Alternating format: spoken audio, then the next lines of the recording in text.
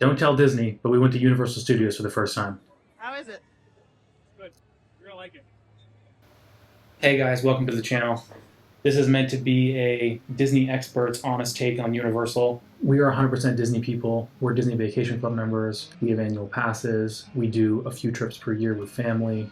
We intentionally did very little research for this trip so we could be completely surprised by the various rides and lands. So it's really meant to be as unbiased as possible. We did stay at the Royal Pacific Hotel, which gave us access to Express Pass Unlimited, which is essentially Lightning Lane Premier, but unlimited time, so you can ride as many times as you'd like. So stick around to the end. We'll give you a detailed breakdown on the standby times that were posted for the rides we went on, and then how much time we actually spent in the line with Express Pass. And you can decide if does it make sense to stay at one of the hotels that gives you Express Pass, does it make sense to buy Express Pass, should you just not have Express Pass, etc. So we started off on Saturday driving to Royal Pacific, parking there. It's a short 10-minute walk. It's well landscaped. It doesn't feel super immersive, but it's a nice enough walk. You go through a small private security area and a city walk, and then Islands of Adventure is right there on your left. We found the entrance queue to be pretty chaotic, to be honest. When we approached, it was probably around 9:45 a.m. There were long lines. We had Express Pass, so we thought, oh, maybe we can go and there's some shorter line. There wasn't any of that, so we just had to wait for probably 10 minutes to get in.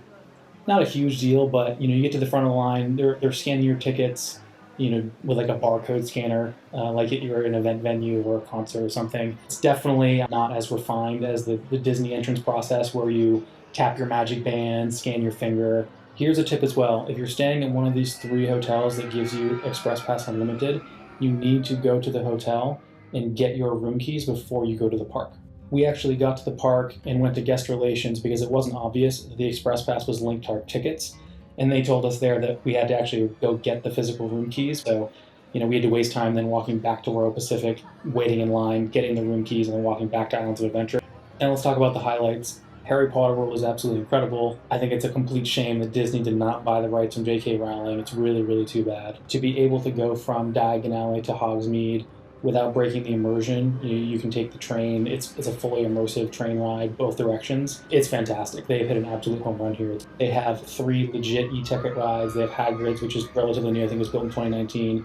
They have Escape from Gringotts, and they have the Forbidden Journey. I think the theming is unbelievable. The queues for Gringotts and Hogwarts Castle are some of the best I've seen. It may be rivaled by some of the Avatar queue theming, but I think it really stands on its own. It's an absolutely incredible job that they've done here.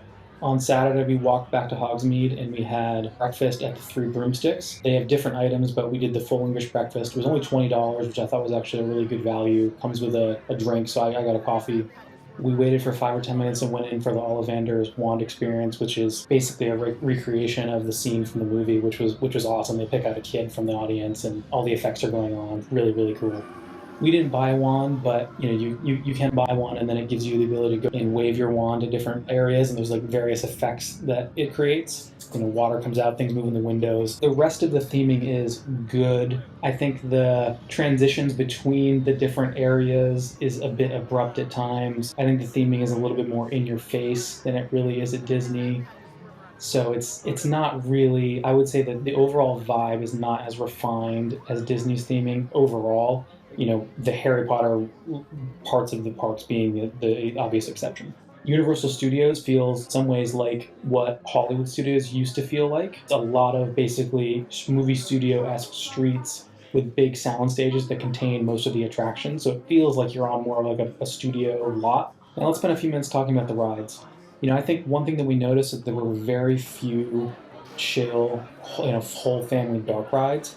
Most of the dark rides are thrill-based. So you have a lot of screens. A lot of them do have 3D glasses, which I think some people either get motion sickness. They don't necessarily like those nowadays. I think Disney, we just saw them change the Ratatouille ride back to having no glasses. I think it seems like things are moving in that direction. So it felt like there was a heavy reliance on screens, especially in rides like Transformers or Kong, which are known as good rides, but I think they can definitely induce some motion sickness in folks. And when I think about maybe, if my parents were to come to Universal Studios, I don't really know how many rides they could really go on. The vast majority of the dark rides are really too intense. Even the Harry Potter rides, every ride probably is too intense for them. There isn't a nice, more casual dark ride they could go on, unfortunately. So what were our favorite rides? Hagrid's is probably my favorite. I think it's, a really fun roller coaster. It's not too intense. Escape from Gringotts I thought was also similarly good. The Mummy I thought was fantastic. Good mix of, dark ride and theming and roller coaster elements. I thought E.T. had all of the nostalgia. The queue I thought was really cool. If there is like a nice family-friendly dark ride at Universal, it's definitely E.T. I also thought the Bourne Stunt Show that completely exceeded my expectations. I expected that to be an older ride, given that those movies are from probably 15 or 20 years ago at this point, but it was actually opened in 2020. I thought it was really, really good. So, how about the overall vibe? I think Disney's overall vibe is still on another level. You have the coordinated music throughout all of Walt Disney World, consistent theming, premium feel, more subtle transitions between different themed areas. I think Universal's a bit more aggressive, it's more thrill forward, it's more in your face. Harry Potter World on its own, it's elite. They've done a fantastic job with it. I think people should go just to see Harry Potter World. I think outside of that, though, Disney, I think overall still wins in atmosphere. Now let's talk about wait times. For the e-ticket attractions, some of the standby wait times were absolutely unbelievable. Hagrid seems to have a consistent 2 to 3 hour wait. The Mummy, the other Harry Potter e-tickets, they have consistently 1 to 2 hour wait. It becomes absolutely excessive. There's really no equivalent at Disney. I mean, I think even Tron or Guardians of the Galaxy, they might get to not 90-minute wait at a peak time. This isn't Christmas and New Year's week, so seeing a 3 hour wait the whole day on Hagrid. So I think our opinion is that it's absolutely critical that you have Express Pass. At least if you're trying to do full days in these parks and hit all the rides in one trip.